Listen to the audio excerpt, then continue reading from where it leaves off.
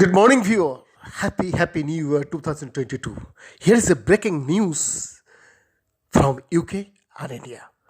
The risk of hospitalization with Omicron variants is about one third that of Delta, according to British analysis of more than a million cases of both types in recent weeks.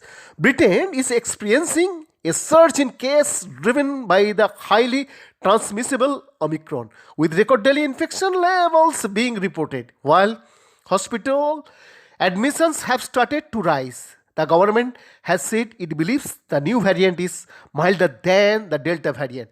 The number of patients needing mechanical ventilation beds has also remained steady through December. Unlike previous peaks in the pandemic, the analysis was published by the UK Health Security Agency after it worked alongside Cambridge University MRC Biostatistics Unit to analyze 5,28,176 Omicron cases and 5,73,012 Delta cases. It also found that vaccine can work well against Omicron. In this analysis, the risk of hospitalization is lower for Omicron cases with symptomatic or asymptomatic infection after 2 and 3 doses of vaccine, with an 81% reduction in the risk of hospitalization after 3 doses compared to unvaccinated Omicron cases.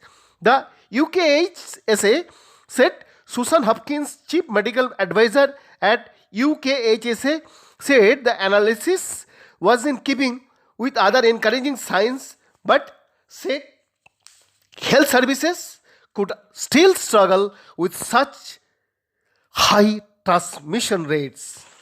Here in India, we enter 2022 hot air month, hoping the Omicron wave remains mild.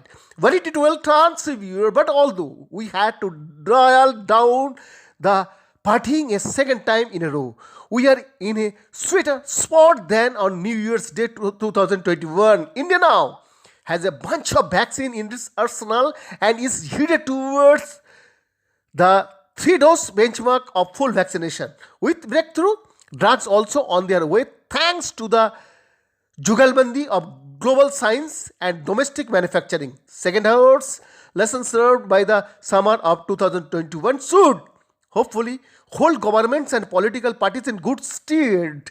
If they do, Omicron probably won't take a tragic toll like Delta did, or rather was allowed to. 2022 session of assembly elections must not meet the same super spreader fate as 2021.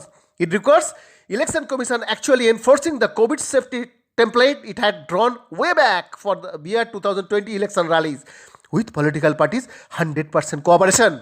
Our other big wish for elections this time is that they ditch Aurangzeb and Shivaji, Nehru and Jinnah, even Gandhi and Godse. Vicious battles over those long dead and gone do nothing to improve health and education today.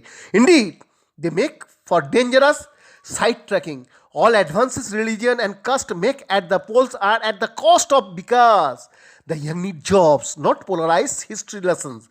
The economy is anyway hanging on Omicron's razor edge.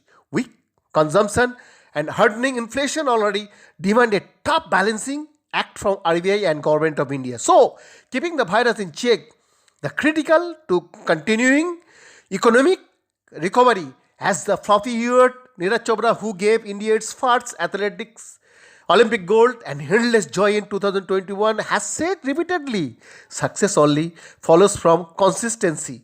India has many of the resources for success, but often drops the ball.